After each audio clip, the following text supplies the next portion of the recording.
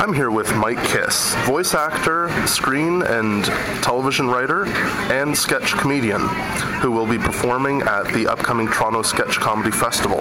The Toronto Sketch Comedy Festival is coming up very shortly, and you are actually going to be performing in two different sketch troupes, the Deadpan Powerpoint and the Majors.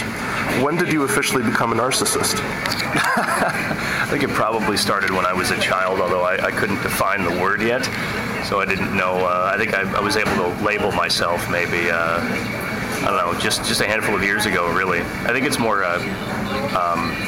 what is that, masochist, is it? Yeah, I think it's more that than narcissism. It's, I just don't have enough to do, I suppose. I don't have enough headaches, so I wanted another one. You could argue that pretty much anyone in the Canadian entertainment industry has got to be a masochist. Yeah, probably. You wouldn't be far off. You were a founding member of the now defunct sketch troupe, the Something or Others. That name would indicate that apathy was a big part of your creative process. Is that why you broke up? No, one of us actually moved to Amsterdam for love, which I think is maybe the opposite, not literal opposite of apathy, but it's an opposite to it. Yeah, we just broke up because one of us couldn't do it anymore, and Ted and I were sort of, who was also in Deadpan Powerpoint, we were still committed to doing some comedy, and it was less of a priority for Asani. So that's really the reason why we broke up. But the name, it wasn't so much apathy as it was we were acutely aware of the fact that we were going to be another troupe, and we really don't need any more of them. So we just thought, and you can never remember who was who. You'd always say, oh, I like those guys who had the cat sketch or something. So we thought if our name was intentionally vague, it would help people remember, and it kind of did, which was strange.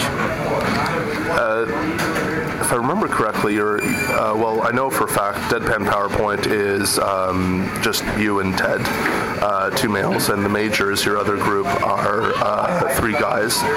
Four guys. Point being a bit of a sausage fest. Do you miss the dynamic of the Something Others where it was two guys, two girls, and the opportunities you had in that respect? Yeah, absolutely. Yeah, I really miss, I miss specifically working with Alicia and Asani. They were both a lot of fun, and I felt, I think we were together for about 2.5 years, and around the last year of that, we were really figuring out how to work together along those lines specifically. And it became a lot more fun at that point. But I do miss having, just being able to go to different places that you can't go with four guys. Although I never wrote very many of my sketches with gender lines as a focal point. It was just sort of what type of character we wanted and who was best sort of suited to playing that character. But yeah, it's definitely different. There was some thought about a year ago or so of maybe a third component to Deadpan Powerpoint being a woman who would be someone who would sort of work the crowd in our lectures and be kind of like a manager / lackey. We had an odd sort of dynamic plan for her, someone who would do what we wanted but also keep us on track. We were looking forward to doing that, but it just sort of it never worked out. Now, speaking of Deadpan Powerpoint, some would say that it is a lot like watching an Al Gore speech or lecture, but without the exuberance and charisma. Generous descriptions aside, for those of us listening right now who are not familiar with Deadpan Powerpoint, what's the concept, and what do you have in store for Sketch Fest audience members this year? Well, and we also don't have a scissor lift, so Al Gore's got us beat on that score as well. We could really use one. Deadpan Powerpoint is exactly what it sounds like.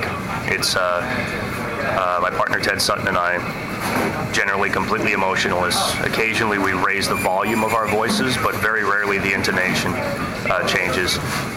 Delivering emotionless lectures on ridiculous topics with visual aids of a PowerPoint nature. that's really pretty much it. If you could picture something, well, one of our lectures vary in topics from things like the wardrobe and artifice of the modern hipster, which is somewhat descriptive, to something like Ultimate Sandwich, which is information really nobody needs, because although if you could make the sandwich we suggest you make, it would be pretty amazing, but you could never manufacture it, nor would you ever need to.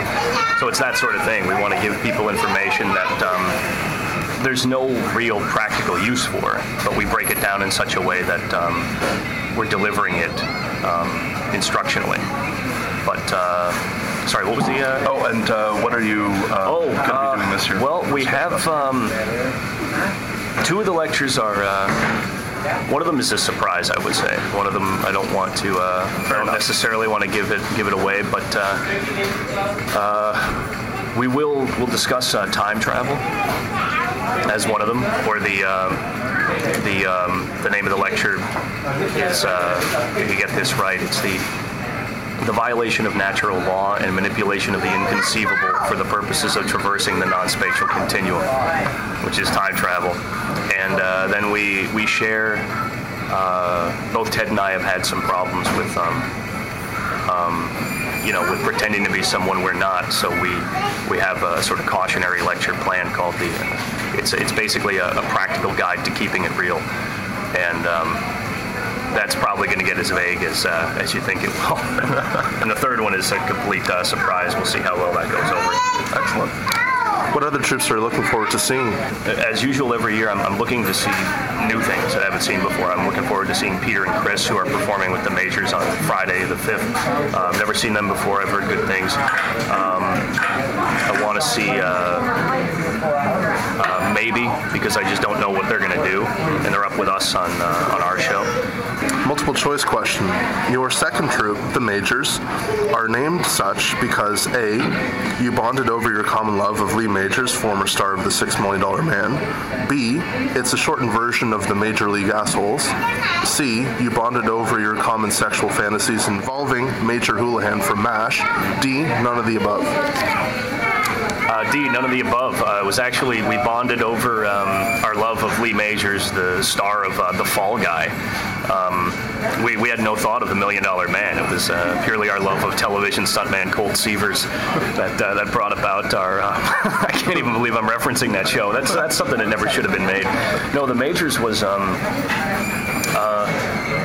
I have to give, and I will give entirely all of the credit to Paul Sneps for that name. We couldn't come up with one, and he told us what our name was when he delivered the logo to us in our inboxes when we were coming up with a name. And I think his sort of his angle on it was, well, we've got to deliver now, because there's no sort of application of that word that doesn't conjure up some vision of, massive swollen heads. So we cursed him, but it definitely lit a fire under us to try to write something that was worthwhile. Yeah, I really, I suggested maybe the Sergeant Majors, because that's, although that defines it as a military term, it still indicates that we know that we're sort of, there's definitely a lot of people above us. Yeah. I like that Major Houlihan reference, though. I haven't heard her invoked in a while. Glad I could help. Why should the culture going public skip We Will Rock You this week and come to the Sketch Festival? You're going to see things that you probably either won't see, because some of these acts are from out of town, and or you're going to see people staged together in such a way as to provide a solid comedy show, instead of going out to a room and rolling the dice on who's bringing new material, who's testing things out, who's missing a man, who just doesn't have it that night.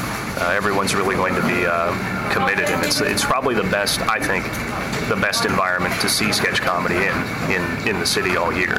Everyone's in a great mood, and the performers are really trying, and the crowds are generally pretty good, and it's just a neat experience. It's probably a really great introduction to sketch comedy in the city, because I think this is the best thing that happens to sketch all year in Toronto.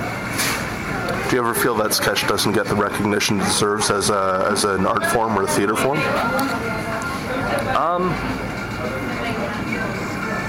Sketch comedy in general, or yeah, as a live performance, not necessarily the television format, but in terms of as a performing art, do you ever feel it's kind of treated like the kid brother to theater or any other form? Yeah, sure, but I think that's deserved. I mean, I think a lot of sketch is terrible. I think a lot of people don't try. A lot of people don't care. It's a goof to many of them.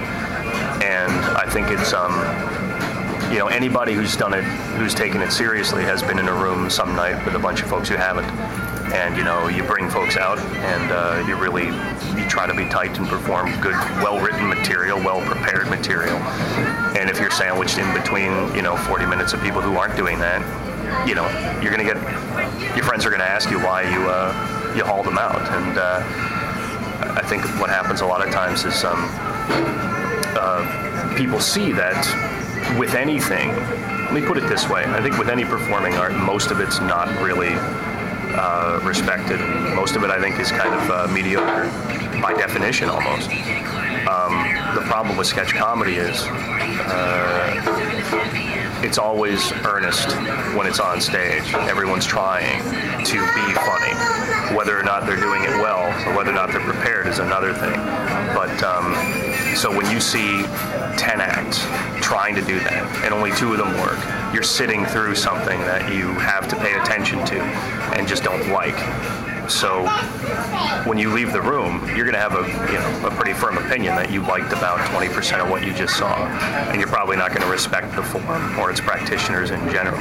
So I guess in short, I think sketch doesn't get the recognition it deserves or the respect it deserves. It only has itself to blame. I think the form is solid.